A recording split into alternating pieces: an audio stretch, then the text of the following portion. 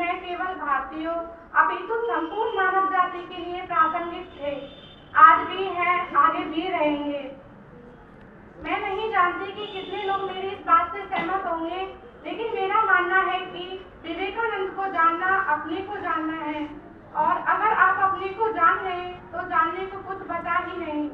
कहने का तात्पर्य यह है कि जो स्वयं को जान गया उसे जानने को कुछ नहीं बचा, क्योंकि स्वयं को जानना अपने मूल को है, और मूल को जानने का अर्थ हम उस निर्विकार स्थित है जिसमें व्यक्ति सांसारिक आसक्तियों एवं विकारों से मुक्त रहता है।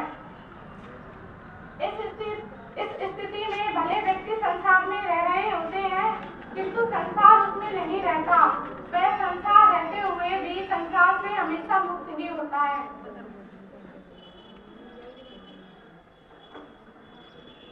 स्वामी विवेकानंद जी का जन्म सन 1863 ईस्वी 12 जनवरी कलकत्ते में जन्म हुआ।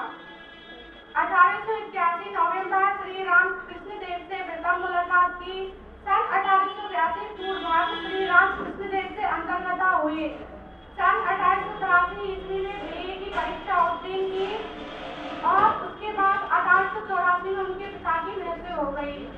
1886 16 अगस्त श्री राम कृष्ण देव की महासमाधि उत्तरार्ध 12 नगर मठ की स्थापना किस्मत आदमपुर के संन्यास का औपचारिक व्रत लेना था। 1888 पूर्वार्ध वाराणसी की तीर्थ यात्रा जून नवंबर उत्तरी भारत के तीर्थ स्थलों की दूसरी यात्रा तय की। सन 1888 नवंबर से 1889 दिसंबर वाराणसी मठ में तथा 1889 दिसंबर में परिवारक के रूप में प्रकट हुए। 1892 दिसंबर कन्याकुमारी में तथा 1893 31 मई अमेरिका को 25 जुलाई वैंकूवर पहुंचे तथा अगस्त के अंत अमेरिकन में हार्वर्ड विश्वविद्यालय में के professor John S A right से भेंट की। 11 से 27 सितंबर शिकागो धर्म सम्मेलन 12 नवंबर से शुरू हुआ तथा 1884 में अप्रैल मध्य पक्ष में अमेरिका का दौरा 14 अप्रैल से पड़ा। 1895 में जून पूर्वी तटों पर भाषण आदि प्रस्तुत किया। 18 जून से 7 सेंट लॉरेंस नदी के थाउजेंड आइलैंड पार्क पर अगस्त में पहुंचे। 17 अगस्त यूरोप के लिए प्रस्थान किया। फिर अक्टूबर नवंबर में लंदन गए तथा 6 दिसंबर को वापस अमेरिका आए।